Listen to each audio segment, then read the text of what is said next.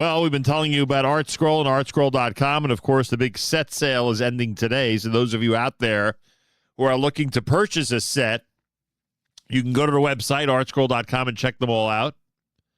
Check out those that are now available at all the discounted prices. Sale ends today. Go to ArtScroll.com. Make sure to use promo code radio. Go to ArtScroll.com again. Make sure to use promo code radio. Speaking of ArtScroll, we are honored to have Rabbi Shimon Finkelman with us live via telephone. He is the author of the book, Rav Moshe Wolfson, The Beloved Mashgiach, who inspired generations to serve Hashem with Torah, Tefillah, Chesed, and faith. Through vivid anecdotes, personal recollections, and timeless teachings, a remarkable volume reveals a towering figure whose every word uplifted, whose every action inspired, and whose heart embraced every Jew. Rabbi Shimon Finkelman, a pleasure to welcome you to JM in the AM. Thank you very much. Good morning. Good morning. So I'd have to assume that there are some circles in the Yeshiva Welt that were very familiar with Rabbi Wolfson and others who are becoming familiar with him due to your work. How well known was he, and in what circles was he well known?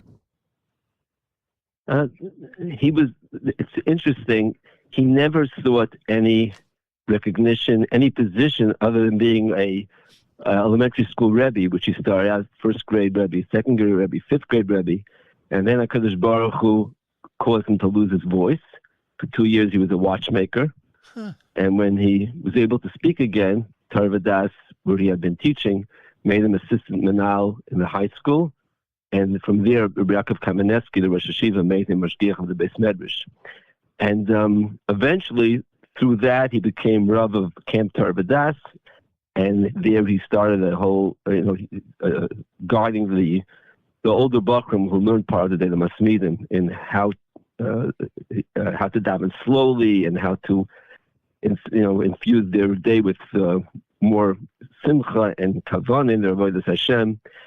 And little by little, it spread within Torah Das, and then the Bachrim themselves asked Rav Wolfson if they could make a shul, a Shabbos shul.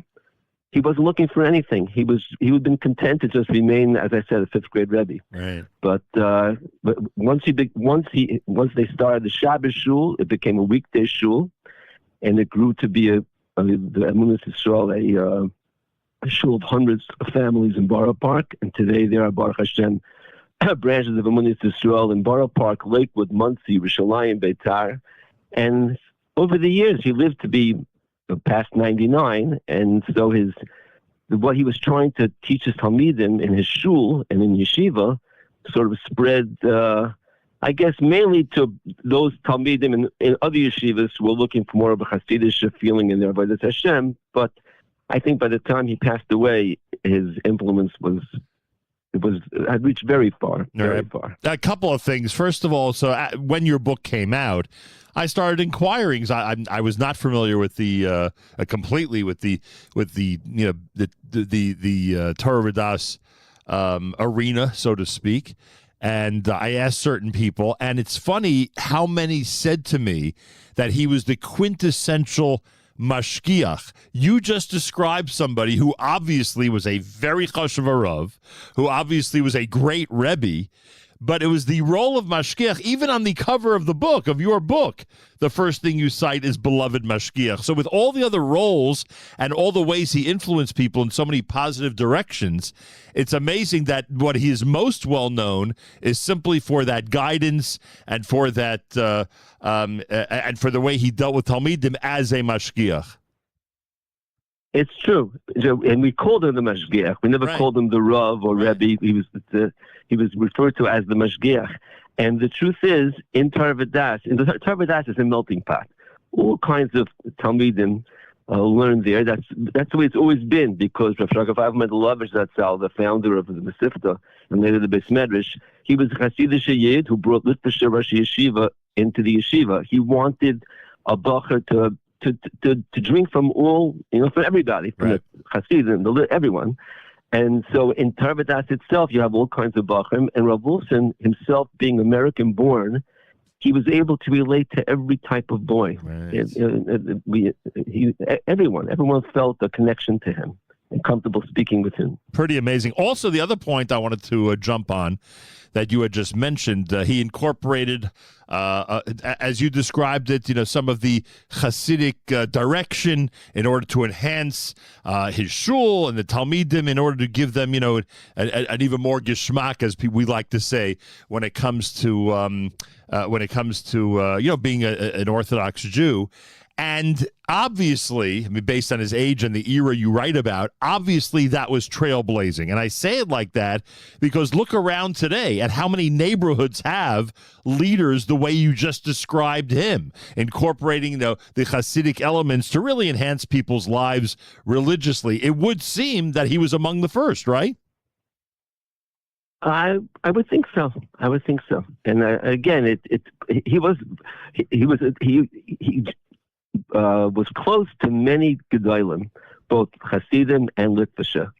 But he would say that his Rebbe Muvak was Rav Shagafai Madlovers, the founder of Tarvadas, who had that mix. Right. Had that mix. And so, yes, I think it's correct to say he was one of the first. Right. No, I just say that today it's so common. Today, we have leaders who, Baruch Hashem, are able to do this and follow that model. But again, based on his age and based on the era, I have to assume he was one of the first. Rabbi Shimon Finkelman is with us. The book is entitled Rav Moshe Wolfson. I mean, people, before I even saw the book, people were going crazy to me how amazing it is. Check it out, folks, at ArtScroll.com.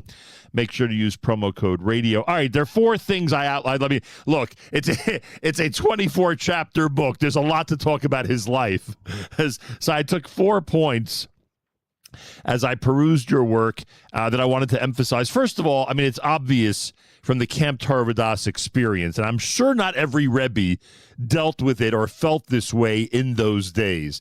It is obvious that he appreciated the education and guidance that a Talmud, that a student can get in a summer camp environment. Many, especially in that generation, were not thrilled when people would actually leave the base medrash or, embark on more, summer-like activities, kosher, but summer-like activities during the summer months. But whether we call it informal education or we call it, the special impact or the transformative feeling of a Torah True summer camp, it's obvious that he got that.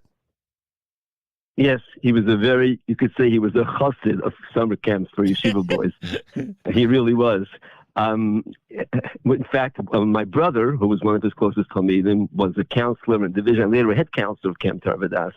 And my brother once in the winter asked him if he could leave the campers side of the camp and join the Hasidim side of the camp. And he said, no, you cannot. So the boys have to see that you can be a regular fellow and still be a boy who learns and who davens properly, and you belong with the campers. That's where you belong. Wow. He was a big fan of color war. In fact, one of the ways I got close to him was in color war. And I wasn't the only one. We would go to the Mashgiach, to Rav Wolfson, for Divrei Torah for our speeches, and sometimes when we had to make a play in color war, we would go to him for a story to base the play on. Oh, wow. And he was, he felt very strongly that if color war is done right, the themes, every team has a theme like Av, a year or whatever. Right. He felt that a boy can come away with tremendous amount of Yiras Shamayim from a color warring camp. Amazing. I love it. Then we move into, many Gedolim Torah giants have what is described in the book, in your book, as an extraordinary relationship with Shabbos, right? That's not unusual. But then you get into the Yomim Tovim and how much he enjoyed every single Yontif, culminating with a special chapter on Purim. How Purim was his Yontif. What could you tell us about how he in fact enjoyed and was enveloped with Shabbos, Yontif, and eventually, as you point out in one of the chapters, the holiday of Purim? He lived a Yontif and a Shabbos in a way that you had to see it. It's hard to. I try my best to describe it in words, but really, there's nothing like seeing it in real life. He said himself, he davened 6 days a week, 3 times a day in Shemona Esrei. The he and his Rebbetzin should be zocheh to an uplifting, wonderful Shabbos for the coming Shabbos. And you could see on Shabbos he was in a different. He was down on earth. He was like as it says by Yaakov Avinu's ladder. He was still on this earth. You could talk to him, but on the other hand, his face would shine in a special on Shabbos. Really, he would shine the whole Shabbos. And just watching him daven, watching him lead Shalosh Shudas. He had a Tish Friday night. It was called the Shevet Achim. It was just like otherworldly. It really was. I'll tell you, I had this chus to be one of about 200 Talmidim who joined him for Purim Mishulash in Yerushalayim in 2008. And after his Friday night Tish, an Israeli boy told his mother, in all my life, he said, Lo Hirgashti Kedusha Kazeh. I never experienced a Kedusha like this. It was just something unbelievable. And with Yom Tovim, he would start, the highlight of every Shalosh Shudas was his shmuz at Shalosh Shudas, which lasted about 45 minutes. He would start speaking about Hanukkah at the beginning of Kislev. He was speaking about Purim a month before Purim. He was preparing us and preparing himself for the upcoming Yontif. And then when the Yontif itself came, it was just something special. Amazing. And that now I understand that the whole week he's preparing for Shabbos, but he used the opportunity for weeks before Yontif to prepare for Yontif as well. And by the way, listeners, the Purim Meshulash, for those who don't remember, or if the term is confusing, that's where in Yerushalayim it ends up with a quote-unquote 3-day Purim. Over 3 days, you do all the mitzvos of Purim. It's unique to Yerushalayim because it's on the 15th of Adar, and that was something very special. You can read about it in the book, where literally Rabbi Finkelman has a chapter entitled Purim is my Yontif in reference to Rav Moshe Wolfson. Rabbi Finkelman is with us live via telephone. And then, of course, I mean, how could I let this conversation go on without discussing his love for Israel, the land of Israel? He had his own sefer about Eretz Yisrael, correct? That's right, Tzion V'Yareh. And that was described as a spiritual geography of Israel. Is that an accurate way of portraying it? Yes. He would say that. He would quote from Sfarim that every piece of Eretz Yisrael corresponds to a different mitzvah in the Torah. And yes, it's correct to say that. And went out of his way to eat food from Israel at every Shabbos meal? Did you know about that before you wrote the book? I actually did. The Talmidim were familiar with it. We quote Rabbi Yotel Zenver Zatzal was a tzaddik who lived in Yerushalayim, and he said, I never met anyone with the love of Eretz Yisrael of Rav Moshe Wolfson. Amazing. It was, yes. It was obvious from the way he spoke about Eretz Yisrael, and as you mentioned, on Shabbos, with every course, he ate a food from Eretz Yisrael, like a little sardine with the gefilte fish, and mandolin with the soup from Eretz Yisrael. But besides that, when he was in Eretz Yisrael, Talmidim would say he was in a constant state of excitement. Constant. A Talmud once met him on the street for the first time. The Talmud had just arrived. He would go to Eretz Yisrael for 25 years. He spent 10 weeks in the summer in Yerushalayim. And the Talmud met him on the street, and he said to the Talmud, do you feel the Kedusha of the land burning beneath your feet? Wow. And pretty amazing, I'll tell you. I love this custom of making sure to eat food of Eretz Yisrael at a Shabbos meal. That's something that, number one, it's a beautiful thing to incorporate, but obviously it brings up conversation about Eretz Yisrael at the table as well, which is always important. And then, I mean, look, his humility, and you describe it at length, and we can't recommend the book highly enough, and I hope people, in fact, it's a good Musar sefer, honestly, because you see, an example of somebody, the way they behave and the way they present themselves. His humility, obviously, you spend a lot of time on. But the uniqueness of his approach to chinuch, because and we've seen this in other biographies about great, Rebbeim, balancing discipline with love, how to address, the modern times, technology, etc. That doesn't just mean, 2026 internet. There's always something modern or new that's got to be addressed and dealt with.